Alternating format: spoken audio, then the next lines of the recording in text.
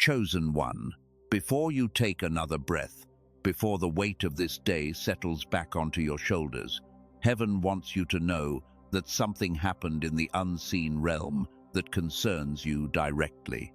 There was a moment, recently, when the whole of heaven grew quiet, not because of a war, not because of a great miracle of fire or thunder. The quiet came because of you, because of the way you carried yourself through a season that should have broken you and did not. You may not feel remarkable today. You may feel tired, ordinary, perhaps even forgotten. But the eyes of heaven do not measure the way the world measures. While others were watching your circumstances, the Father was watching your heart. And what he saw left even God speechless. Not because he did not already know your worth, but because the depth of your faithfulness, expressed in a small and hidden life, moved something in the very center of heaven. If a quiet word is rising in you already, you may type it softly below. Just a single sacred word. Let it be your way of saying, I am here and I am listening. There is a kind of attitude that does not announce itself. It does not stand on stages. It does not demand recognition. It simply keeps choosing kindness when bitterness would be easier. It keeps choosing gratitude when complaint would be justified. It keeps the heart soft when the world keeps handing it reasons to grow hard. That, chosen one, is the attitude heaven witnessed in you, and it is the rarest thing in all of creation. You see, anyone can praise when the road is smooth. Anyone can believe when the answers come quickly. But you kept believing in the long silence. You kept showing up when no one clapped. You held your peace when you could have let resentment grow roots in your chest. And the Father leaned close, and the angels gathered near because they were watching something holy unfold in a person the world had overlooked. Archangel Michael, the great prince who has stood at the edge of countless battles, who has faced things that would unmake the strongest of hearts. Even he was stunned, not by your strength of arm, but by the strength of your spirit. He has seen mighty ones fall over small offenses. He has seen the proud crumble at the first hint of loss. And then he saw you, carrying a quiet faith through hardship, refusing to let your pain turn into poison. Let us speak plainly about the kind of life you have lived, because heaven wishes to name it clearly. Yours has not been the loud journey of obvious victories. It has been the slow, patient road of someone who kept doing the right thing in rooms where no one would ever applaud. You returned kindness for coldness. You spoke gently to those who spoke harshly to you. You carried other people through their storms while you were quietly drowning in your own. And you did it without making a show of it, because that is simply who you are. Heaven does not overlook this kind of person. In fact, the Father has a special tenderness reserved for the ones the world tends to forget, the ones who give and never ask for the credit, the ones who hold families together with prayers no one hears, the ones who choose to be the bigger person again and again, even when being the bigger person means swallowing pain that others handed them carelessly. If that is you, then understand that you have not gone unnoticed. You have been deeply, attentively seen. Consider how easy it would have been to become someone else. Hardship has a way of changing people. It can take a generous soul and make it guarded. It can take a hopeful heart and fill it with suspicion.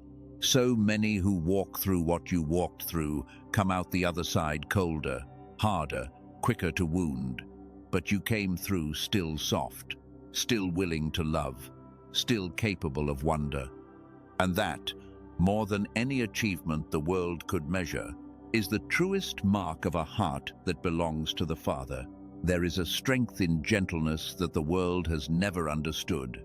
It mistakes softness for weakness and quietness for defeat. But heaven knows the truth.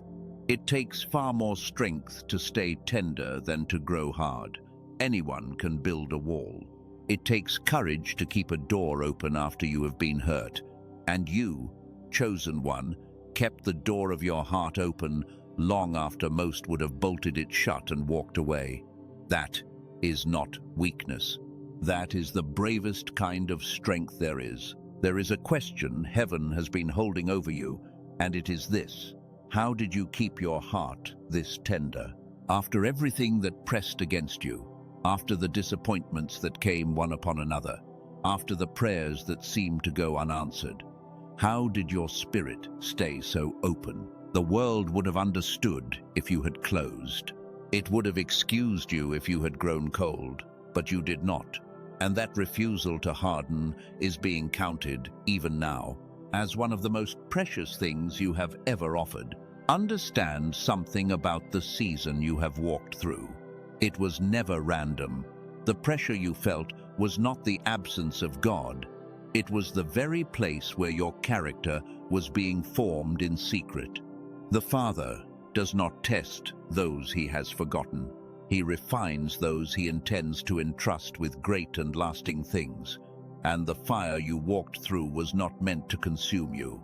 It was meant to reveal what was already inside you, gold that needed only the heat to shine.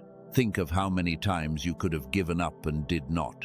Think of how often you whispered a prayer of thanks even when your hands were empty. Think of the mornings you rose with a heaviness no one else could see, and still you chose to be gentle with the people around you. Heaven counted every one of those mornings. Not a single act of quiet faithfulness fell to the ground unseen. The world has a strange habit of honoring the loud and ignoring the steady.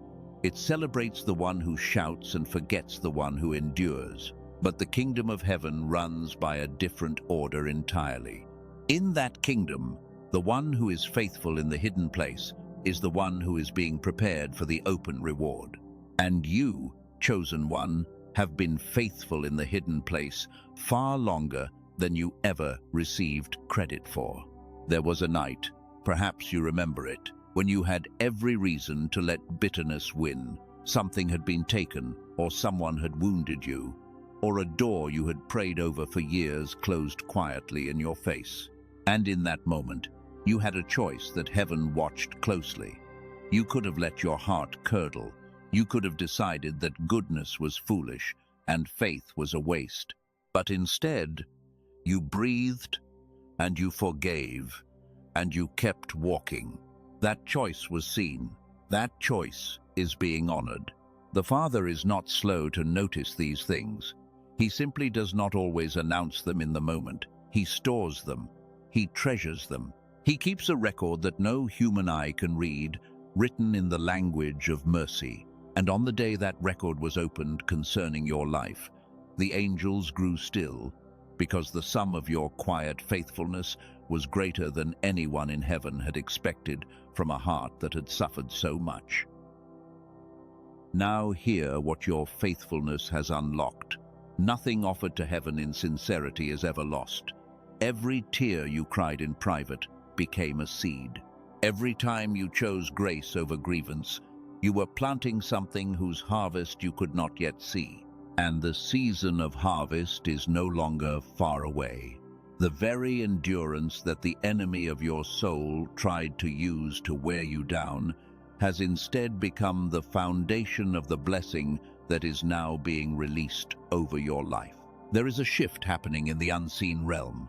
The long stretch of waiting, the season where it felt like your prayers rose and nothing returned, that season is closing. Not because you finally earned it, but because the appointed time has come and your readiness has been confirmed. Heaven does not pour new wine into a heart that cannot hold it. And your years of quiet faithfulness have made you a vessel strong enough to carry what is coming. Let your mind go back over the long road you have traveled and see it now through the eyes of heaven instead of through your own weariness. Every closed door was redirecting you. Every delay was protecting you from something you could not see. Every loss that felt like the end was clearing the ground for a beginning you were not yet ready to receive. What looked like a series of misfortunes was, in truth, a careful work of love, shaping a vessel worthy of an extraordinary trust. You have spent so long believing that you were behind, that life had passed you by, that others had received what you were still waiting for. Set that belief down now, because it was never true. You were not behind. You were being prepared. The ones who are given the most are the ones who are made ready in the deepest hidden places, and your hidden place has been deeper and longer than most, which is exactly why what is coming to you will be greater and steadier than you have dared to hope. There is a difference between being delayed and being denied, and heaven wants you to know which one you have been living. You were never denied. You were only delayed, and even the delay was a gift, because it gave your character time to catch up with your calling. A blessing that arrives before the heart is ready becomes a burden, but a blessing that arrives at the appointed hour becomes a crown, and your appointed hour is drawing near. Think of the patience it took to keep waiting without growing cynical. Think of the faith it required to keep planting seeds in soil that seemed to give nothing back. Most people stop. Most people decide the effort is not worth it and let their hope quietly die. But you kept tending the garden of your spirit even in the drought, and because you did, the rain that is coming will find a garden ready to receive it, instead of dry and abandoned ground. Do not be afraid of the size of what God wants to give you. You have already proven, in the smallest and hardest places, that you will not let blessing make you proud, because you did not let lack make you bitter. The same heart that stayed soft in scarcity will stay soft in abundance. That is why you can be trusted. That is why the increase is safe in your hands. The kingdom does not hand its treasures to the unbroken. It hands them to the tender and the tested. Picture for a moment all the love you poured out when you had so little left to give. The encouragement you spoke when your own soul was discouraged. The patience you showed when your own patience was nearly gone. The small acts of kindness that cost you more than anyone realized. None of it was wasted. All of it is being gathered up and returned to you, pressed down and overflowing, in ways you have not yet imagined. And there is something the Holy Spirit wants to settle deep in you today. The reason you could keep your heart soft was never your own strength alone. It was grace quietly holding you, even in the moments you felt most abandoned.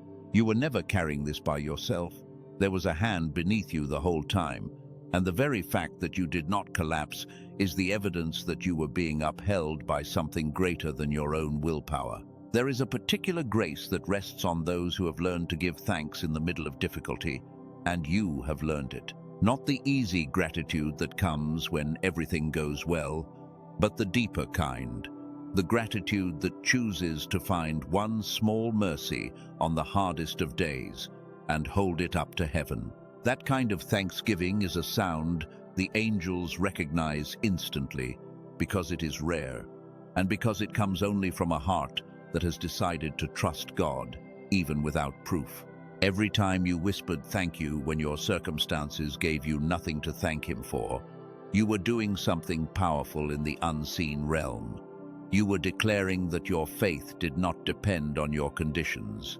You were saying that the goodness of God was not up for negotiation, no matter what the day handed you.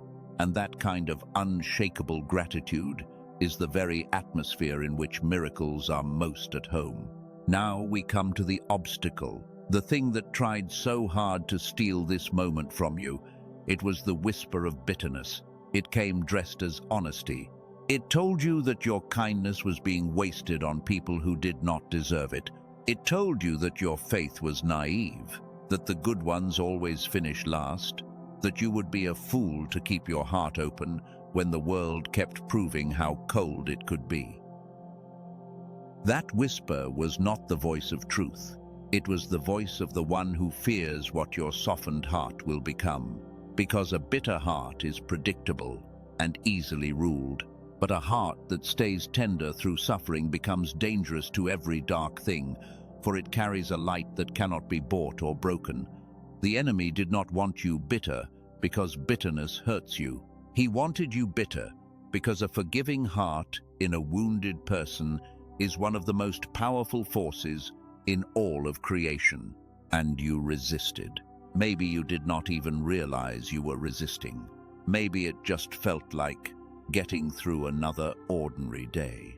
But every time you refused to let the wound define you, every time you chose to bless instead of curse, you were winning a battle that Archangel Michael himself honored. He has fought beside warriors of every kind, and he will tell you this: the quiet endurance of a faithful heart is its own form of warfare, and you have been fighting it valiantly. There is more that heaven wishes to say about the people who wounded you, because your response to them is part of why this moment has come. You were given so many chances to repay coldness with coldness, and you chose another way. You prayed for those who never thanked you. You wished good things for those who took from you. You refused to let the smallness of others make you small, and in doing so, you walked a road that very few have the heart to walk. This does not mean what was done to you was acceptable. Heaven sees the wrongs clearly, and the Father is a God of justice as well as mercy. What it means is that you refused to let the wrongs of others write the story of who you would become. You kept the pen in your own hand. You decided that no betrayal, no abandonment, no quiet cruelty would have the power to turn you into something you were never meant to be. That decision, repeated 1,000 quiet times, is one of the great victories of your life. And here is a mystery worth holding close. The very people who could not see your worth were part of how your worth was proven. Their inability to value you did not diminish you. It revealed the size of the heart that could keep loving anyway. Diamonds are not made soft.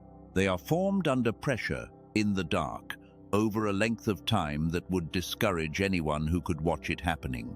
You were formed the same way, and what came out of that pressure is something rare and unbreakable. So, if there is still an ache when you think of those who hurt you, let heaven tend to it now. You do not have to carry their failure as if it were your fault. You do not have to keep auditioning for the approval of people who were never going to give it. The Father has already given you the approval that matters more than all of theirs combined. You are accepted. You are valued. You are held in a regard so high that the angels spoke of it among themselves. So, let go now of the lie that your gentleness made you weak. Release the fear that your kindness left you vulnerable to be used. Yes, some did not value what you gave. Yes, some took your softness for granted. But heaven did not. And the one whose opinion outlasts every other has already recorded your name among those who kept the faith when keeping the faith cost everything. You may have wondered, in your hardest hours, whether anyone truly saw, whether your quiet goodness mattered at all in a world so loud and so unfair. Let this be your answer. You were seen, not by the crowd, but by the throne. Not in passing, but with attention. The God who holds the galaxies in place turned his full gaze upon your hidden faithfulness, and he was moved. Let me tell you what your endurance looked like from the other side of the veil. It did not look small. It did not look ordinary. To heaven, each quiet day you kept going was a banner raised. Each time you got out of bed when your spirit wanted to stay down, the courts of heaven took notice. The world saw only a person going through the motions of an ordinary life. Heaven saw a soul in the middle of a long and beautiful act of faith, refusing to abandon its post. And so, the recognition that has come to you was not given lightly. It was earned in 10,000 unseen moments, the way a mountain is shaped by patient water, the way the dawn is earned by the whole length of the night.